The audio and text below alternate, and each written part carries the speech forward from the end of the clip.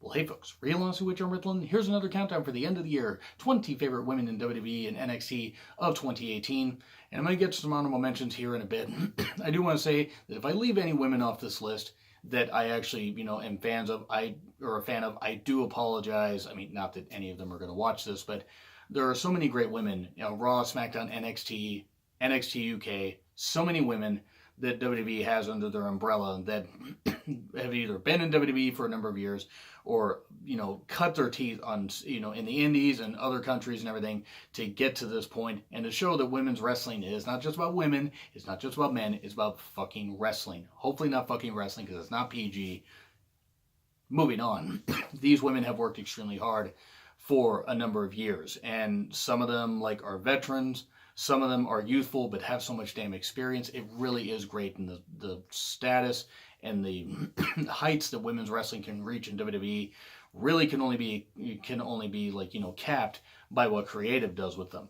But there are so many damn good performers that I just had to give them their own list here instead of lumping them in with the guys, because the women deserve their showcase and a chance to be talked about in a positive light. So I'm going to start with some honorable mentions here.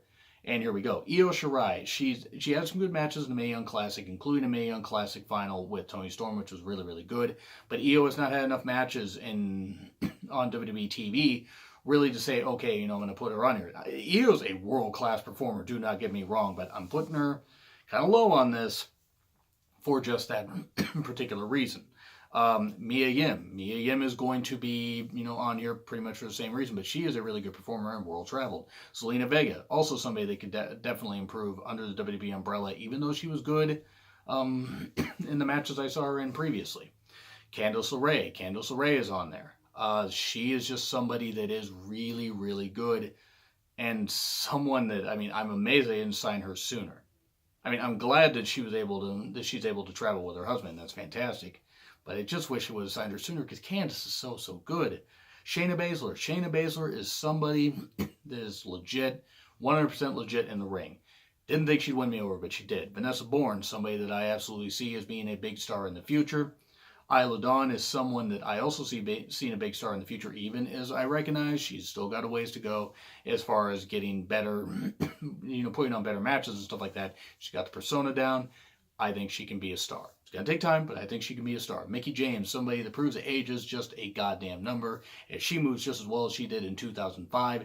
And she's had a kid, and she's nearing 40. You wouldn't know that. You would think she's in her mid-20s. She moves so goddamn well. But she has the experience. She appreciates what she's done, what she's doing. She hones her craft. She works hard. She's crisp in the ring. She's fluid in the ring. And she's a goddamn natural at it. So that's why I got to put her on here. I'm only putting her on here because she hasn't really been booked all that well, and I can't name really that many memorable matches she's been part of. Killer Kelly. Killer Kelly is someone that I can see being a big breakout star in NXT UK, hopefully in 2019.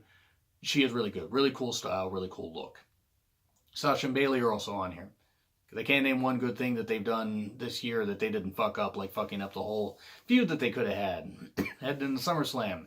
Good job there. But that's not the fault of the women. The women are extremely hardworking. It's just creative. Now we move on to the list proper. Again, if I forget anybody, I do apologize. I'm going to go with number 20, Alexa Bliss. Why is Alexa Bliss ranked this low? She almost wasn't ranked on the list at all. She may have to possibly retire due to post-concussion issues. Hopefully that is not the case.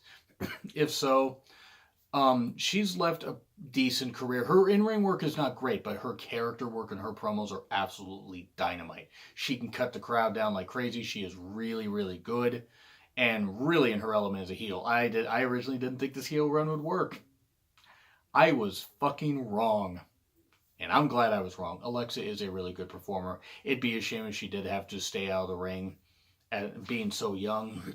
But she has left some memorable moments and stuff like that, if that happens to be the case. I'm not writing her off anyway. I'm just saying if that happens to be the case, hopefully she doesn't get back in the ring and do really permanent damage to herself. But she is a really good performer, and that's why I'm putting her on here, mainly because of her mic work alone. Her in-ring work, not great, but she's had some good matches when she's been with the right opponents. And now we move on to number 19. Jinny. The reason Jinny is so low, to back off, don't worry, don't, hit that comment button and get all caps yet. Jinny is really good. I'm very impressed with what she's shown on NXT UK TV, but I haven't seen enough of her to rank her much higher than this. And that's not her fault. A lot of that's been on how they've been broadcasting NXT UK, but she is really good. I see why people appreciate her so damn much. I see why people sung her praises before she got to WWE. She is very, very good, and by this time next year, she'll probably be in the top 10, because she is that persona, the ability. She has that, classic, heel ability to just draw so much damn heat, but she's so insufferably good you can't help but cheer for her. And that's a good combination to have. But Jenny is on here, and gotta be honest, I'm a little disappointed I didn't get to put her higher, but this is my list, and sometimes those things need to happen. Now we move on to Liv Morgan. If you told me Liv Morgan was going to be on this list earlier this year, I would have laughed in your face. Nothing against Liv Morgan, but by God, she has proven me wrong. She works hard. She is improving, trying to get a ton better. Is she ever going to be Ricky Steamboat in the goddamn ring? Well, no. That would require a gender swap, and also for her to be a lot older. But also, Liv Morgan is a good performer. She's spunky. She has that, that cool edge about her. She has some good ability. There's a spark there. And with a little bit of nurturing, that spark can really, really ignite. And she maybe could take off and have a good singles run. But her, Sarah Logan, and Ruby Riott are great as a Riott Squad.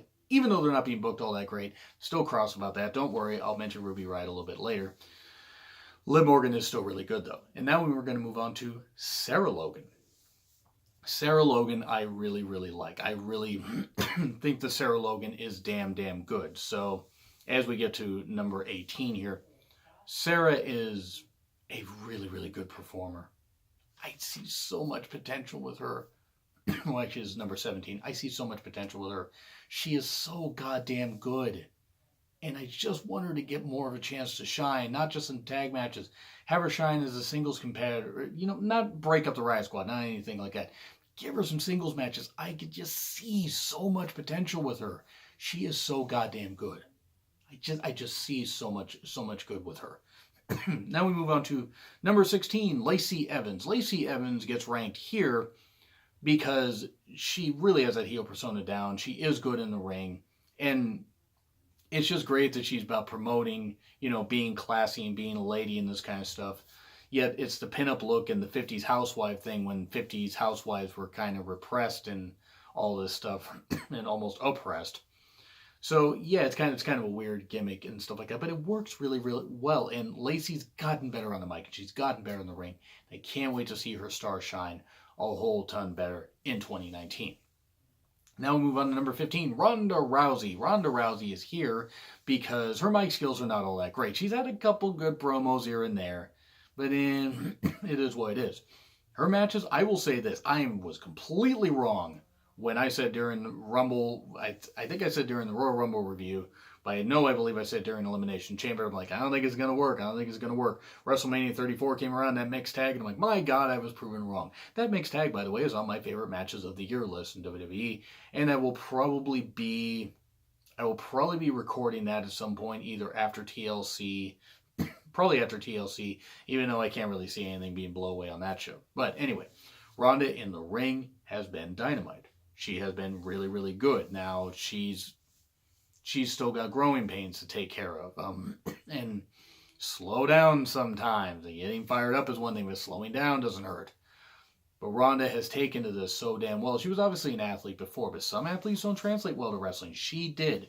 And that's part of the reason why she's ranked here at number 15. I almost ranked her in the top 10, but I thought, there are others that have the persona, the promos, and the wrestling ability. And Ronda doesn't really have those promos. She definitely doesn't have the tween ability. But anyway, now we move on to number 14, Kairi Sane, the Pirate Princess. And I just adore Kairi. She's great. She's a pure soul. I just love the look.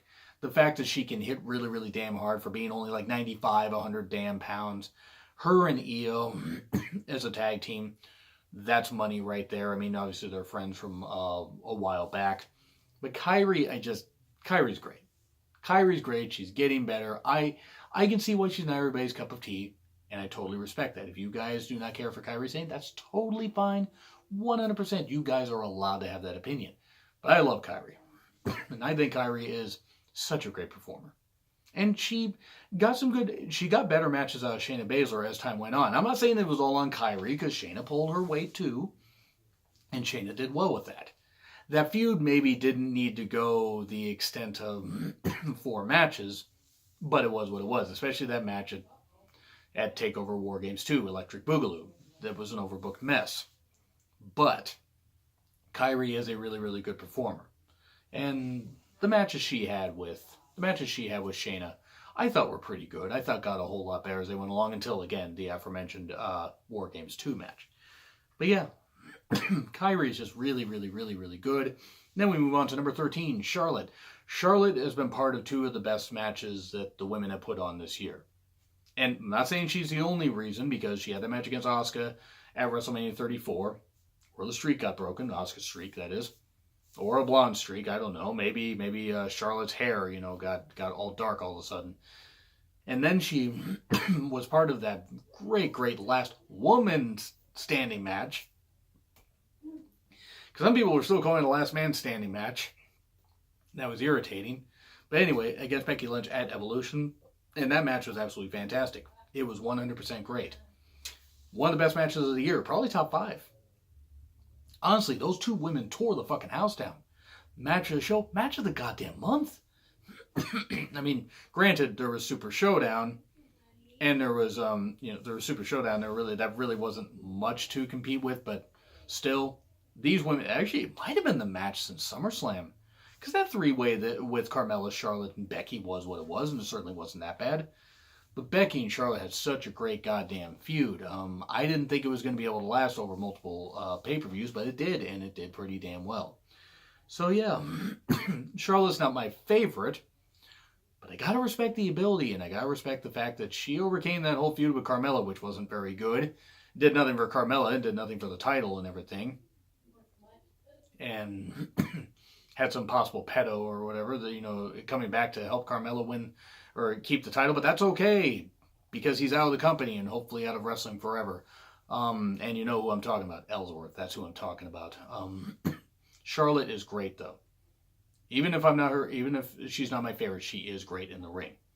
And number 12, Ember Moon. Why isn't she being booked better? She should be competing for the Raw Women's title. I mean, obviously she isn't going to win it, but she should be competing for it. No, instead she's being squashed and everything, and she's such a great in-ring performer. Shout out to Durbinator. I mean, I don't think you're watching this, but if you do, I know you love Ember. You love Ember like I love Asuka, and there's nothing wrong with that. She is great, though. Ember is great. Has really kind of been given the short straw by creative, but she's still really, really good, and I hope she gets booked better in 2019 because she deserves it. Now we move on to number 11, Natty. It hurts me to not put Natty in the top 10. The only reason I didn't is because there are so many other women just a bit that there's, once you get to like the top 12, you could sprinkle, any combination of these women into like, between like 5 and 12, and it wouldn't really matter. You would get just as good of a list. I love Natty. I think Natty is absolutely awesome. She is one of the best in-ring performers WWE has ever had. One of the best in-ring performers. I mean, I'll actually say at least of the last 15 years. And I know she's only been with the company for about 10, but still, I think she's great. I think Natty's great. I know she's not what everybody enjoys, and that's fine. You can be wrong. Kidding. But I like Natty. And she is such a great performer. Really, really goddamn good. And number 11, I had to put her this high. Because even though, they haven't creatively booked her all that well, I always enjoy watching Natty wrestle whenever she's on TV. And I can't say that about a vast majority of the guys, because they're not women. So it'd be very hard to enjoy watching those women on TV. But I like Natty. I always find Natty interesting in the ring. Because I see flashes of Brett, and I see flashes of Owen.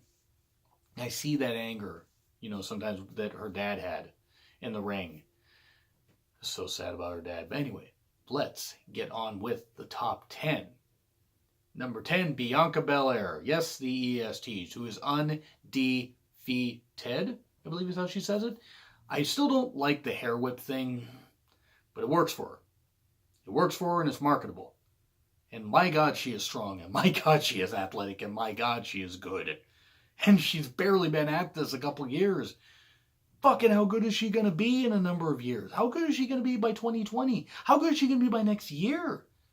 She could be Raw or SmackDown Women's Champion if they call her up after SummerSlam or something like that. She probably should be in NXT for the foreseeable future, but they're all determined to call people up and everything. Bianca is absolutely dynamite. And when I first saw her, I go, okay, she's really good in the ring, but I don't like the hair whip thing. Now I barely even notice the hair whip thing. I mean, I don't get it, but I'm not the target audience for it. Her in-ring ability is absolutely world class. My God, shout out to Mark Henry for, not that he's watching this, but for giving her the idea to get into wrestling, because God, the NXT women's division as a whole has benefited from the fact that Bianca Belair is in it. And now we move on to number 9, Nikki Cross. Nikki Cross is a combination of crazy, adorable, talented, and just beautiful. She is just a package of insanity and beauty and ability. She's great. If you ever hear any interviews with her, like if she's out of character, she's absolutely wonderful. She's goddamn wonderful. Also in the ring, she is really, really good. I just love her persona. I just love her energy and stuff like that. Nikki's just goddamn good. She's goddamn good and goddamn fiery and crazy and adorable. She's just great. Number 8, and I'm cheating here a little bit because I'm putting 2. The Iconics.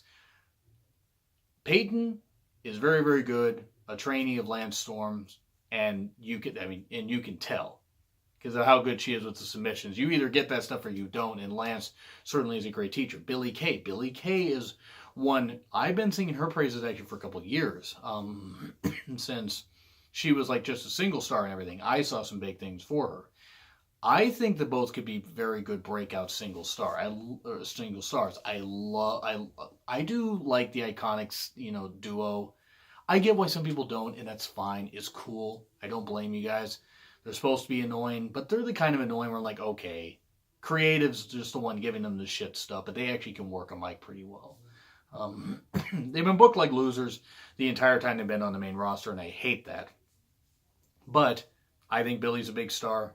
I think Peyton's a big star, and I think together it's just great to see them getting to live out their dream. And you can see it like Super Showdown, one of the few bright spots. Them winning, getting to be in Australia and show, hey, we can do this. You guys can do this. We can do this. We feel great. We can do this. They really do show how you can achieve your dreams if you do work very, very hard. I love the Iconics. I do. Maybe I'm in the minority on this. I mean, I know there are some people watching that do like them, but maybe I'm in the minority, but I like them. And then we go to number 7, Ruby Riott. She's been good before she was Ruby Riott when she was Heidi Lovelace. She is so good. I do not get why people pick on her looks. To me, you guys are wrong. You guys can like whatever the hell you want. That's okay. But I did a rapid fire months ago. Actually, it might have been last year where I talked. God, it might have been last year. It might have been earlier this year. I don't know. It kind of blends together. Where people had talked about Ruby's looks or whatever. One, I think Ruby's absolutely gorgeous. That aside, I mean, I just wanted to put that out there. Her ability, though, the way she carries herself like a star. But you can tell she has the experience and the passion and the love for wrestling, because you can't say that about some people, and I'm not saying some people on this list, but you can't say that about some people that are put on TV. You can tell that Ruby absolutely loves what she's doing. Her, Sarah, and Liv are dynamite as a team. They are great. If they ever introduced either tag titles or a women's mid-card title, they should do the Freebird rule thing with the mid-card title. It's like, Ruby's a champion, but I don't feel like wrestling, so Sarah's going to wrestle. And then they do an interference spot and stuff like that and whatever. That's fancy booking. I'm not going to do that on this list. The show's already running long enough as it is. Ruby Riott is really, really good, and I had to put her on here. I just fucking had to. I had to put her this high. I had to put her in the top 10 because Ruby, I can sing her praises for a while. She is really fucking good. Now we move on to number 6, Dakota Kai. Dakota Kai's great. She can hit those powerful kicks. She's really strong for her size.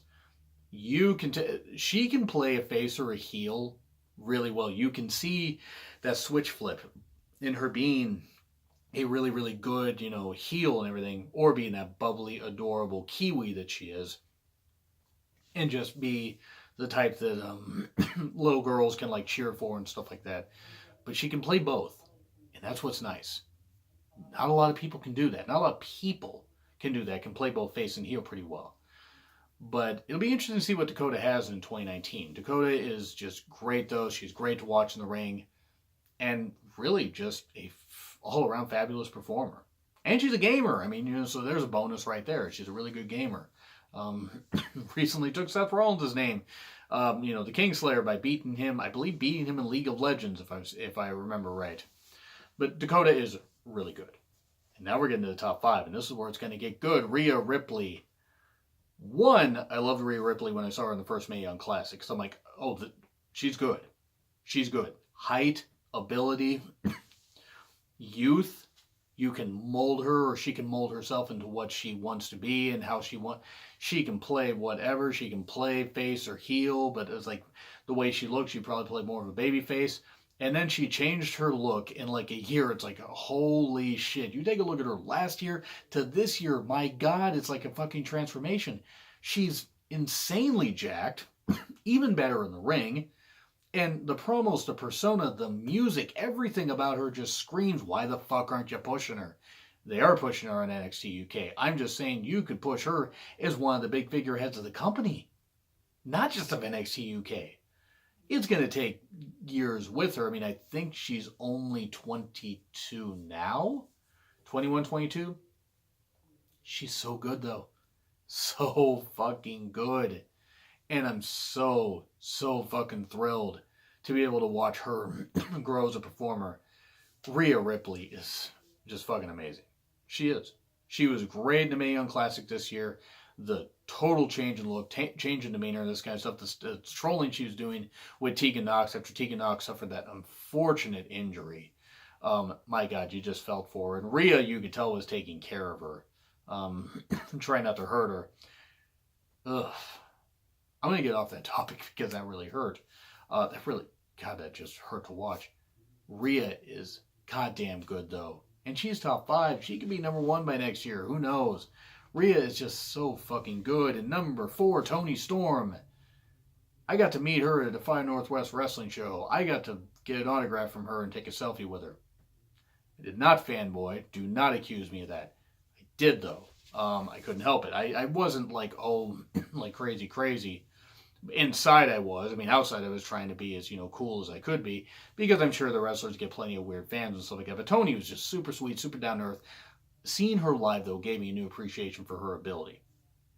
She is goddamn good. She was goddamn good in the first Mae Young Classic. Seen her at that Defy show, and Defy in Progress worked, co-branded a couple shows.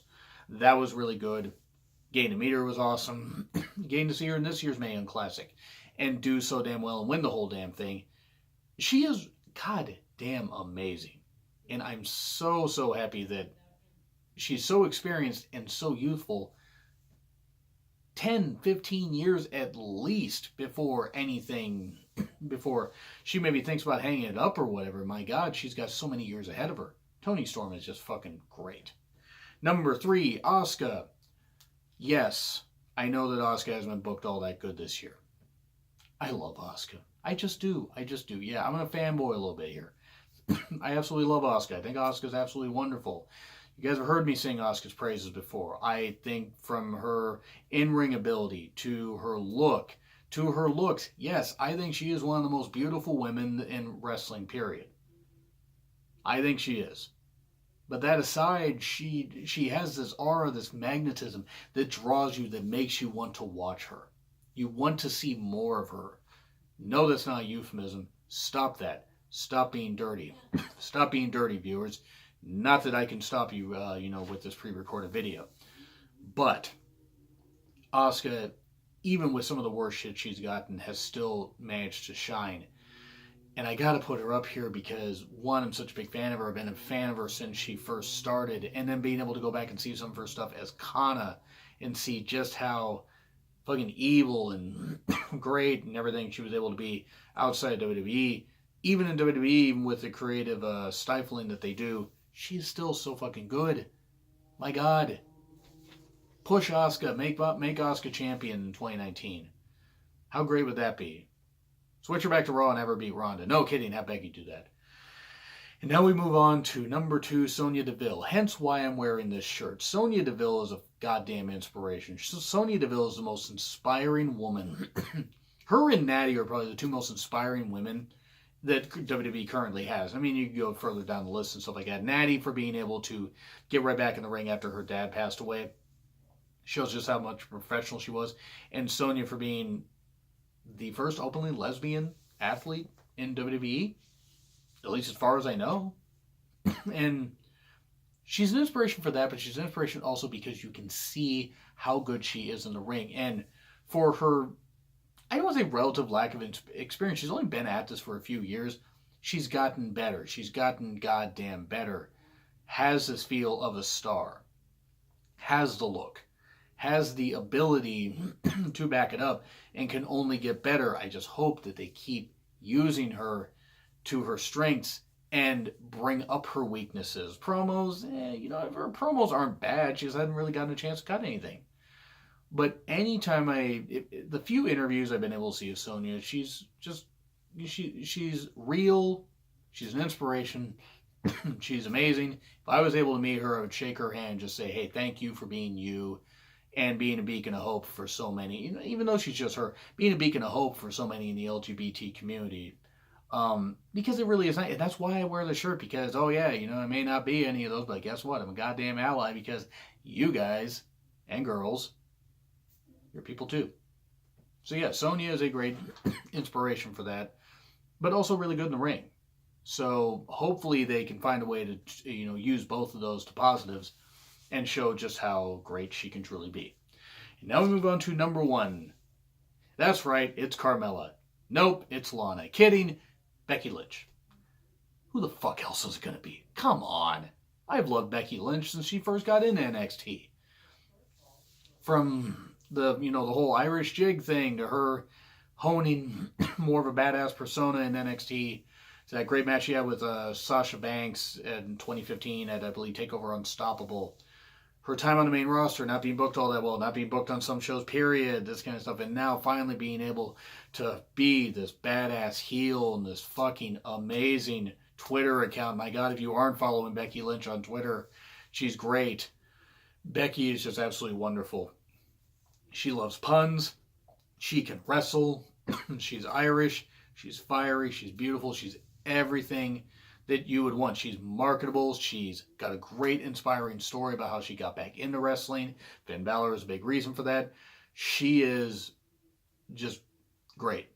Becky's great. I don't really think I need to say anything more than that. Becky is just absolutely great. This video has gone on plenty long, so thank you guys for sitting through with all these. And I think I did a pretty good job covering 20 women in about, in just about 30 minutes. So anyway, let me know some of your favorite women in WWE. Are there women that you met at indie shows or at other shows that were really, really cool with you? Let me know those in the comments. Also, myself and the Durbinator are going to be doing a show about our indie wrestling experiences, going to a few indie wrestling shows like we did this year. Probably do that either later this week or sometime in early December. But anyway, like, share, subscribe, Twitter handle in the description. Spend real honesty with John Ritlin, and I will see you soon.